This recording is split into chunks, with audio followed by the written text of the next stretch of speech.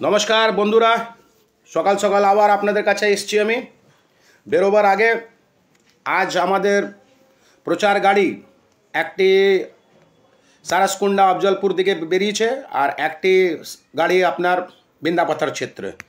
আর আমি নিজে সন্ধেবেলায় 5 ঘটিকায় বৃন্দাপাথর এরিয়াতে আমি নিজে যাব, নিজেও প্রচার করব।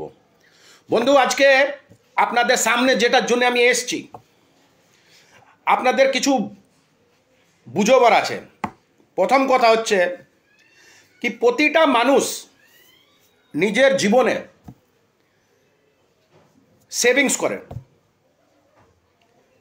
সেভিংসটা কোথায় করে? কেউ মানুষ এলআইসিতে পয়সা রাখে, কেউ মানুষ মিউচুয়াল ফান্ডে পয়সা রাখে, কেউ মানুষ পোস্ট অফিসে আরডি অ্যাকাউন্ট করে, কেউ মানুষ ব্যাংকে ফিক্সড করে, কেউ মানুষ এসআইপি করে।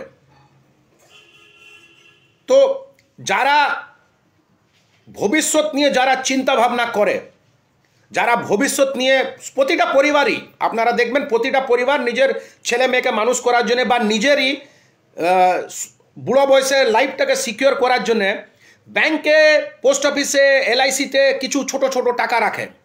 সেই টাকাটা কি হয়, 5 বছর পর ডবল। তার মানে কি, বুড়োকালীন সময়ে ওই পয়সাটা নিয়ে বাকি জীবন যেটা সাধারণ যেটা চালাতে পারে তার জন্য সেভিংস করে। আপনারা কি এখন সাহারা, বেসিল, রোজ ভ্যালিতে পয়সা রাখবেন? রাখবেন না তো। আপনারা পয়সা কোথায় রাখবেন? এলআইসি, ব্যাংক, পোস্ট অফিস, এইসব জায়গাতে পয়সা রাখবেন। তো আমি আপনাদের এলআইসি নালা বিধানসভা ক্ষেত্রের আমি হচ্ছি আপনাদের এলআইসি, আপনাদের পোস্ট অফিস, আরডি অ্যাকাউন্ট, আপনাদের ফিক্সড হচ্ছি আমি। কারণটা কি বলে দিচ্ছি। মানুষ যখন নিজের ছোট ছোট পুঁজি রেখে পরে ভবিষ্যতে চিন্তা করে কি, ভবিষ্যতে আমি এই পয়সাটা রাখলাম, 5 বছর পয়সাটা আমি ডবল পাবো। তো আজকে যখন আপনারা জয়ন্ত ব্যানার্জিকে ভোট দিবেন, তো 2029-এ আপনারা জয়ন্ত ব্যানার্জিকে আবার পাবেন, আর 5 বছর ধরে আপনারা জয়ন্ত ব্যানার্জিকে দেখতেও পাবেন। আর এই যে দুজন লোক, এই যে ঝাড়খণ্ড মুক্তি মোর্চা আর ভারতীয় জনতা পার্টির যে দুজন প্রত্যাশী আছে, এরা হচ্ছে সাহারা ইন্ডিয়া, এরা হচ্ছে বেসিল, এরা হচ্ছে রোজ ভ্যালি।